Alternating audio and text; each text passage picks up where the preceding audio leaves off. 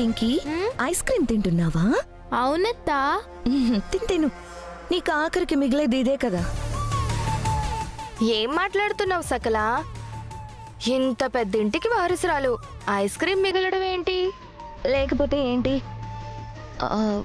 ఒకసారి అటు చూడు.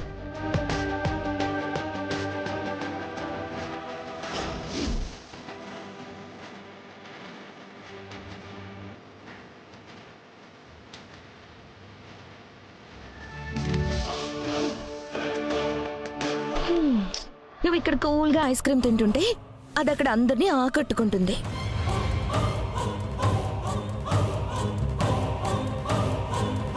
పైగా మీ డాడీ ఒకడు అందరి ముందు నిన్ను మాత్రమే పరిచయం చేస్తే సరిపోయేది. ఆ స్వీటీని కూడా పరిచయం చేశాడు. దాని అర్థం ఏంటో తెలుసా? ఏంటి? ఆస్తిలో కూడా దానికి వాటా ఉంటుంది అని. చూడు పింకీ, ఈ ఇల్లు నీది, ఈ ఆస్తి మీద పూర్తి అధికారం నీది. ఆ స్వీటీని ఇలాగే వదిలేస్తే కార్తిక్ని బుట్టలో వేసుకుని నిన్నింట్లో నుంచి గెంటేసినా ఆశ్చర్యపోనవసరం లేదు. మరే ఏ యాంగిల్లో చూసినా అది నీకంటే చాలా బాగా యాక్టింగ్ చేస్తోంది. ఆ స్వీటీ నుంచి ఈ ఆస్తిని, మీ నాన్నని నువ్వే కాపాడుకోవాలి. అంతా నీ చేతుల్లోనే ఉంది. రా అత్తయ్య.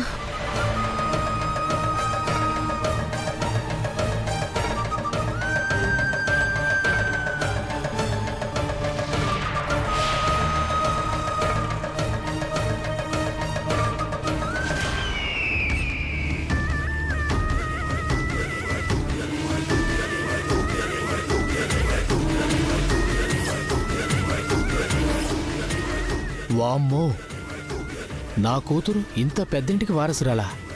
ఈ విషయం తెలియక తక్కువ డబ్బుకే కక్కుర్తిపడి అమ్మేశానే. పోనీలే, ఇక మీదట వసూలు చేసుకోవచ్చు.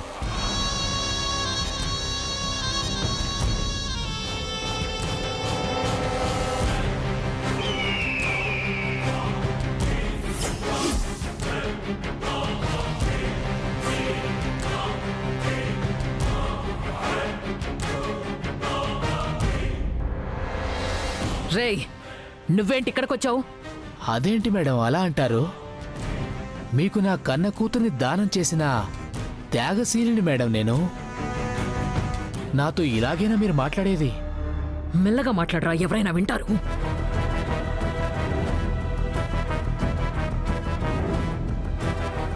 సరేరా, ఇప్పుడు నీకేం కావాలి? తెలియనట్టు అడుగుతారండి మేడం. డబ్బులు కావాలి.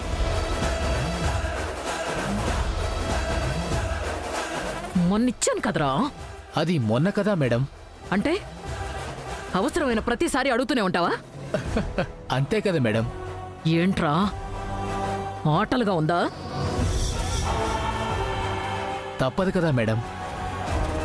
పింకీ నా కూతురన్న రహస్యం రహస్యంగా ఉన్నంత వరకే మిమ్మల్ని బ్లాక్మెయిల్ చేయగలను. రేయ్, నీకు నా సంగతి తెలీదు. తెలుసు మేడం, కానీ మొండోడు రాజు కన్నా బలమైనోడు అంటారు కదా, నేను అలాంటోడే మేడం. నాకు ఎక్కువేం వద్దు, 1 లక్షిస్తే చాలు, వెళ్ళిపోతాను. అమ్ముతోడు మేడం, అవి అయిపోయేదాకా మీ గడప కూడా తొక్కను. సరే, ఇస్తాను, వెళ్ళు. ఇవ్వండి మరి. ట్రాన్స్ఫర్ చేస్తాను, వెళ్ళు. ఓ, బ్యాంకులో వేస్తారా? అలాగే మేడం, మర్చిపోకండి. తప్పకుండా ఇవ్వండి, త్వరగా వేయండి మేడం. ఉంటాను మేడం, వస్తాను.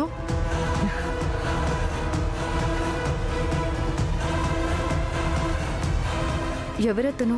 అతన్ని చూసి అమ్మెందుకు అంత కంగారు పడుతుంది? అతనితో మాట్లాడుతూ టెన్షన్ పడిపోతుంది.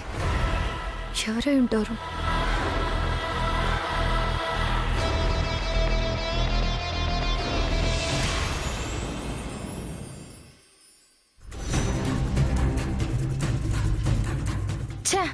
ఆ స్వీటీని అవమానాలు పాల్చేసి తనంతట తానే ఇంట్లో నుంచి వెళ్ళిపోయేలా చేద్దాం అనుకుంటే కార్తీక్ ఇలా చేశాడేంటి సకలా? మన ప్లాన్ అంతా ఫెయిల్ అయింది. లేదత్తా, ఫెయిల్ అవ్వలేదు. అందరి ముందు ఆ స్వీటీ గురించి అంత బాగా మాట్లాడితే ఇంకా plan fail అవ్వలేదంటావేంటి సకలా?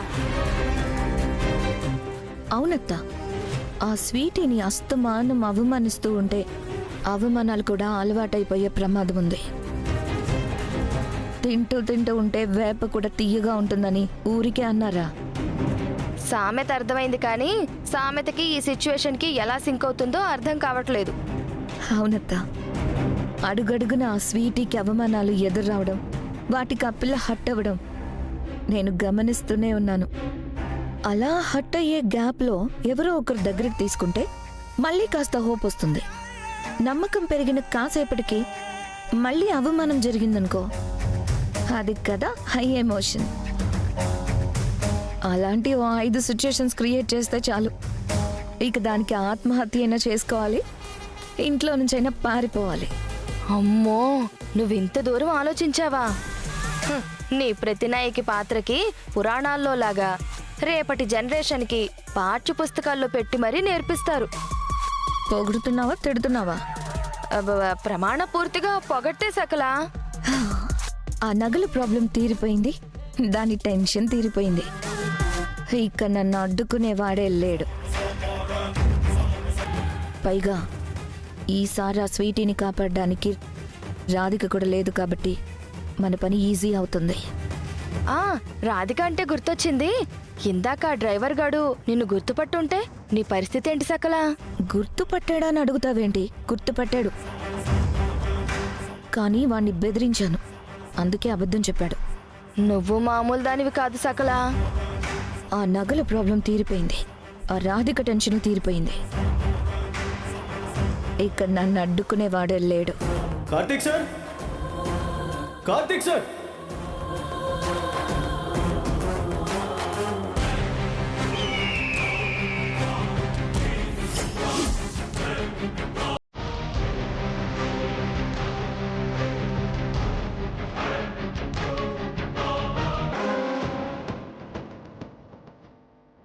Karthik sir,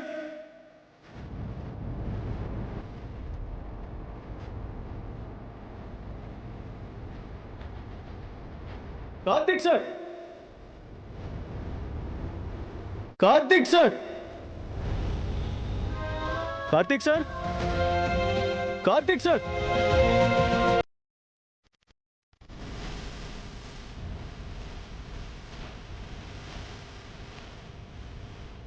Guna, ఇన్నాళ్ళు ఏమైపోయావు? ఈ గాయాలేంటి? సార్, మీరు తెలుసుకోవాల్సింది నా గురించి కాదు సార్, రాధికా మేడం గురించి.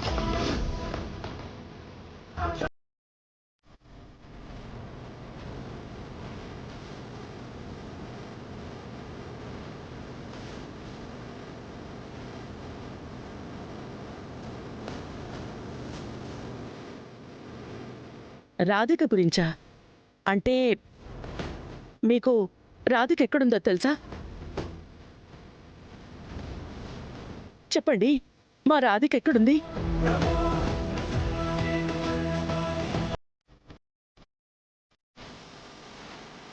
చెప్పు కూడా, రాధిక గురించి నీకేం తెలుసు?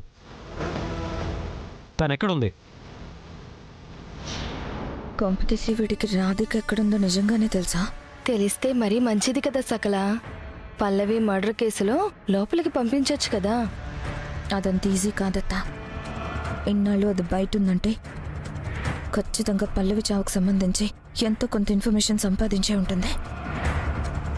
అది పోగు చేసిన ఆధారంతో మన పేరుందనుకో, మొదటికే మోసం వస్తుంది. మన పేరు కాదు సకలా, నీ పేరు. చెప్పు గుణా. సార్, అసలు ఏం జరిగిందంటే రాధికా మేడం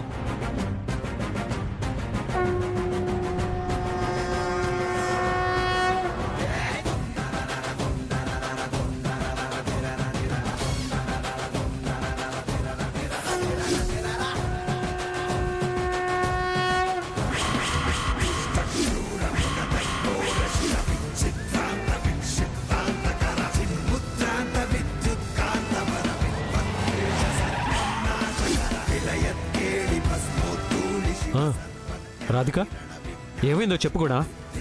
ఈవిడ తను పల్లవి, నా మొదటి భార్య. ఈవిడ పల్లవేంటి సార్?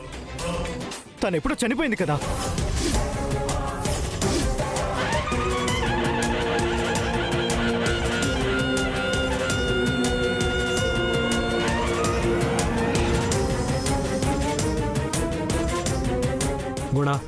అదో పెద్ద కథ. ముందు రాధిక గురించి చెప్పు. ఈ మేడంని చూశాక రాధిక మేడం గురించి ఏం చెప్తాను సార్?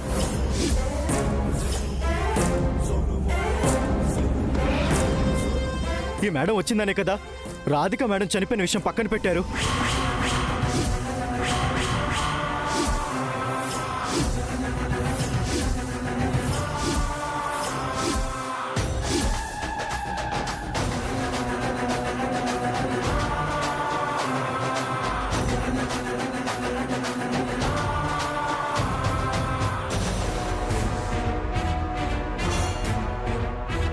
ఏం మాట్లాడుతున్నారు మీరు?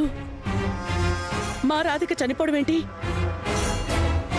రే రే, ఎవరా నువ్వు? ఎక్కడి నుంచి వచ్చావు? మా రాధిక చనిపోవడం ఏంటి?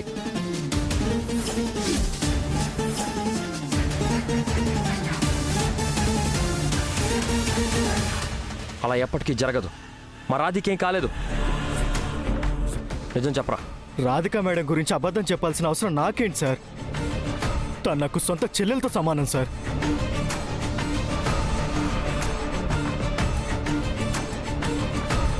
తన కోసం నా ప్రాణాలు ఇవ్వమన్నా సంతోషంగా ఇస్తాను సార్. అలాంటిది తన చావు గురించి నేను జోక్ చేస్తానా?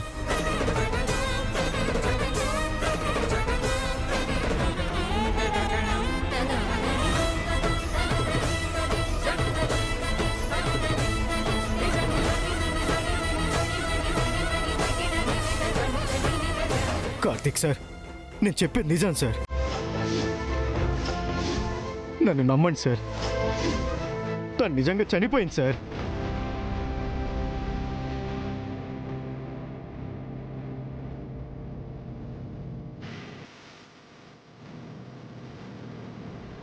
రాధిక మేడం ఒకరోజు నాకు ఫోన్ చేసి అర్జెంటుగా మాట్లాడాలి రమ్మని పిలిచింది. తన మీద ఏదో నిందపడిందని, తనకు సంబంధించిన ఆధారాలని సేకరించాలని నన్ను రమ్మంది సార్.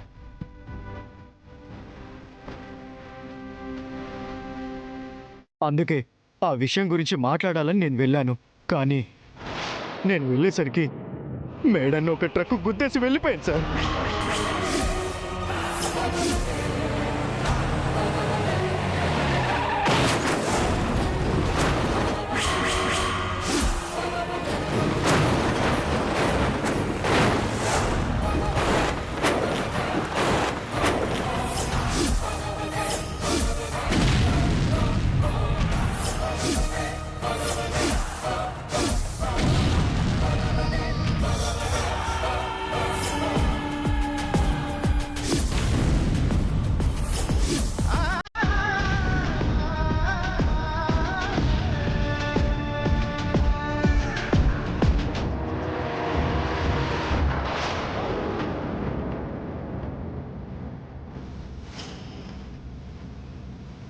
దేవత లాంటి రాధిక మేడం నా కళ్ళ ముందే కన్ను మూశారు సార్.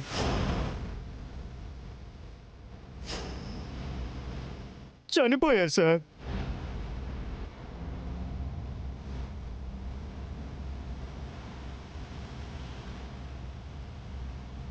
ఆ విషయమే మీకు చెప్దాం అనుకున్నాను, కానీ ఆ ప్లేస్లోనే నాకు యాక్సిడెంట్ అయింది. ఇన్నాళ్ళు కోమాలో ఉన్నాను. నేను స్పృహలోకి రాగానే నేరుగా మీ దగ్గరకు వచ్చాను సార్. అయ్యో భగవంతుడా, నా కూతురు బతికే ఉందని వీళ్ళకి ఎలా అర్థమయ్యేలా చెప్పాలి? అయ్యో, అంటే మా రాధిక నా చెల్లెలు చనిపోయిందా? ప్రాణాలతో లేదా? రాధిక ఎక్కడున్నా తను సంతోషంగా ఉంటే చాలు. తను ప్రాణాలతో ఉంటే చాలు అనుకున్నాను.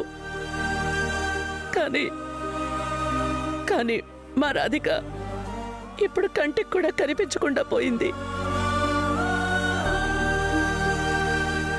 నాకున్న ఏకైక టెన్షన్ రాధిక. అది కూడా నా గురించి నిజం బయట పెడుతుందేమో అని ప్రాణాలు గుప్పెట్లో పెట్టుకుని బ్రతికాను. ఇక దాని పీడ కూడా విరగడైంది.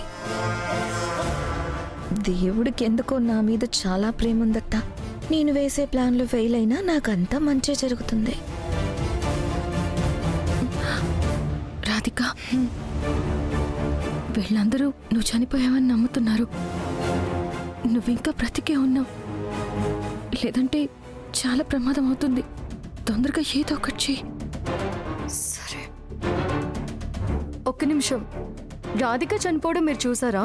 అవును మేడం, నా కళ్ళ ముందే చనిపోయారు. ఓ, ఆ ఇన్సిడెంట్ జరిగి ఎంతకాలమైంది? ఒక 3 నెలలు ఉంటుంది మేడం. 3 నెలలా? చెవండి, రాధిక ఫోన్ చేసి మాట్లాడేది అని మీరు నాతో చెప్పారు కదా.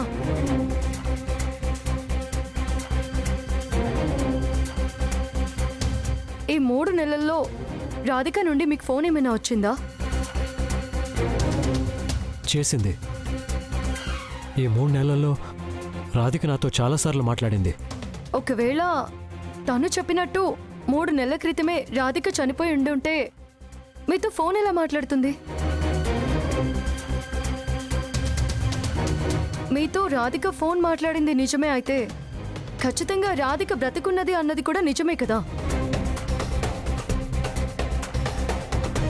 నేను అబద్ధం చెప్పట్లేదు మేడం, నా కళ్ళ ముందే రాధిక మేడం.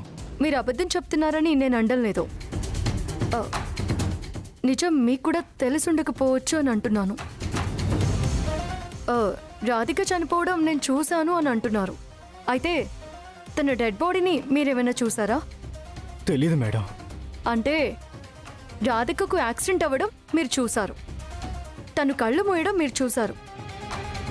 ఆ ప్రాసెస్లోనే మీకు యాక్సిడెంట్ అయింది కాబట్టి తను చనిపోయి ఉంటుందని మీరు అనుకుంటున్నారు.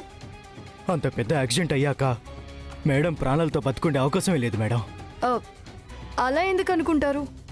మీలాగే తను కూడా ప్రమాదం తప్పి ప్రాణాలతో బయటపడే అవకాశం ఉంటుంది కదా. ఉంది. తను ఖచ్చితంగా యాక్సిడెంట్ నుంచి ప్రాణాలతో బయటపడింది. తను బయటపడింది కాబట్టే నాతో ఫోన్లో మాట్లాడింది.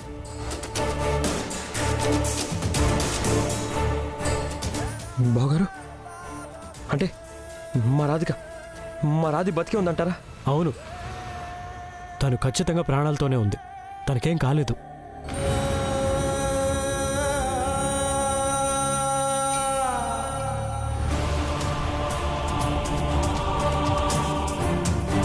కార్తీక్, రాధిక బయటికి వెళ్ళిందే పల్లవి చావుకి కారణమైన వాళ్ళని వెతికి పట్టుకోవడానికి.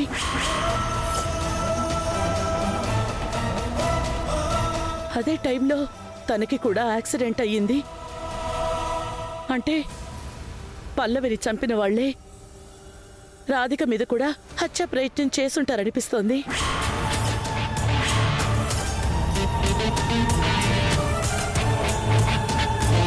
రాధిక బ్రతికే ఉందని తేలింది కాబట్టి వాళ్ళు మళ్ళీ హత్యాయత్నం చేసే అవకాశం ఉంది.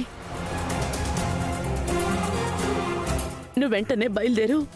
రాధిక ఎక్కడుందో ఎంక్వైరీ చేసిరా. రాధికని వెంటనే ఇక్కడికి తీసుకొచ్చేసాయి. అలాగే అమ్మా, ఇప్పుడే వెళ్తాను. కూడా వెళదాం పద. వెళ్తాను సార్.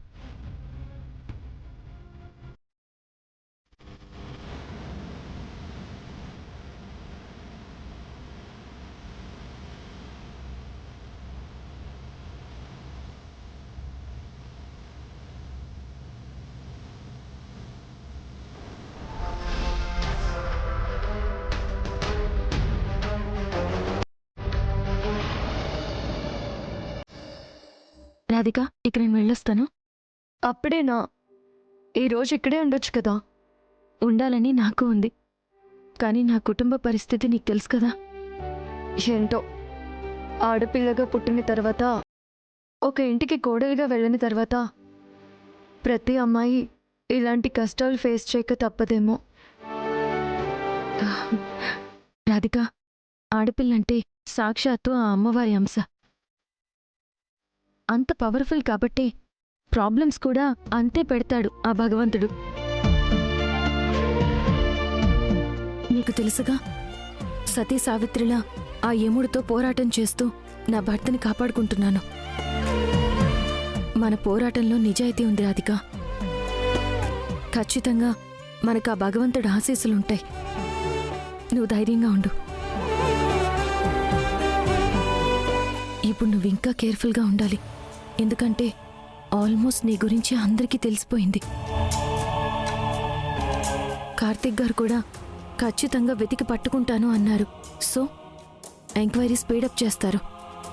అవును, ఆయన నన్ను పట్టుకోవడానికి ముందే నేనే పల్లవి అక్క చావుకి కారణమైన వాళ్ళని పట్టుకోవాలి.